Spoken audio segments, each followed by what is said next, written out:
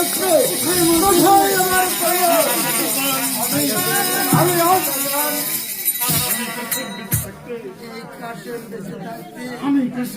আমি কাশেম বেঁচে থাকি।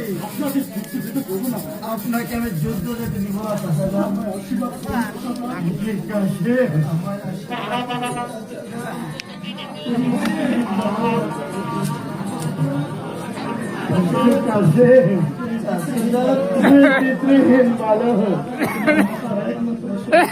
আমি তোমার মাতৃর একমাত্র আমি ওই ভয়ানক শত্রুর প্রতি আমি কেমনে করে গেলে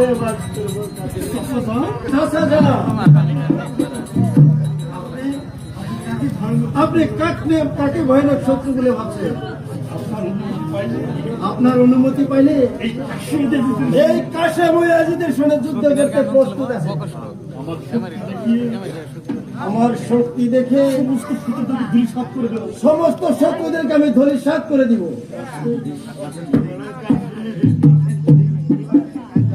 যদি ইমাম বংশের শত্রু দেখে ভয় করে তাহলে ইমাম বংশের মান মর্যাদা কে রক্ষা করবে? চাচাজান, আমি এখন শত্রু বিনাশে যাত্রা করছি।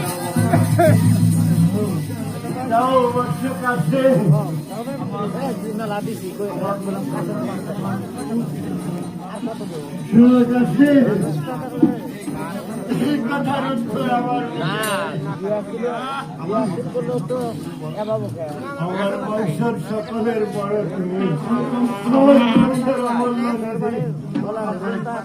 তুমি তোমার মাতৃর একমাত্র তাই তুমি তোমার মাতৃর আদেশ তারপর যুদ্ধে যাত্রা করবে। আপনি যাহাই বলেন এই কাজ আমার কিছুতে স্থির থাকবে না। হয় আমি ফোরাতকে উদ্ধার করিব, নতুবা ওই ফোরাত নদীর সঙ্গে সৈন্য সহিত মহাযুদ্ধে প্লাবিত করিব।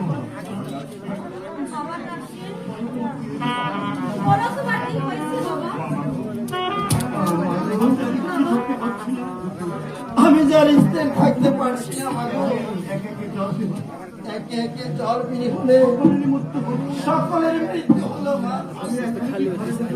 আমি কি এখনো ঘরে বসে থাকতে পারি? আমার বিদায় করুন। আমি এখন শত্রু বিনাশে যাত্রা করবো।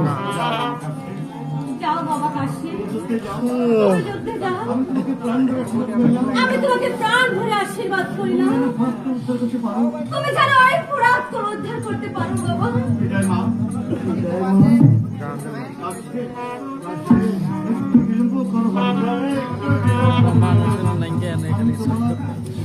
তোমার ভাবা পরিবার কালে আমি তোমার কৃত্রিম নিকট একটি প্রতিজ্ঞা প্রতিজ্ঞা হয়েছে আমার উদ্ধার করি, তারপর যুদ্ধে যাত্রা করো। আমিও জানি কিন্তু ওই বিপদে ভুলে গিয়েছিলাম। ইহাতে কোনো আপত্তি করো না বাবা। আপনাদের মরিবার সময় আমার একটি কবর দিয়ে বলে দিয়েছিলে তখন তুমি ঘোর বিপদে পড়বে, তখন দেখবে ওই কবরের অপর পৃষ্ঠায় কি লেখা আছে। তুমি এখনই দেখো বাবা, আজকের নতুন হয়তো আর কোনদিন হবে না বাবা। এই দেখুন কবরে কি লেখা, এই দেখুন ওই কবরে কি লেখা আছে। আমার কোনো আপত্তি নেই।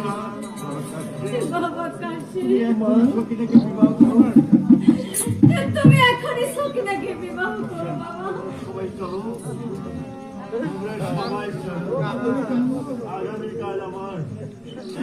মাজার গান রয়ে গেছে, মাজার গান রয়ে গেছে। তবে চলুন চাচা যান। ঠিক আছে, এসো বাবা কাশি। জানাকে 42,000 টাকা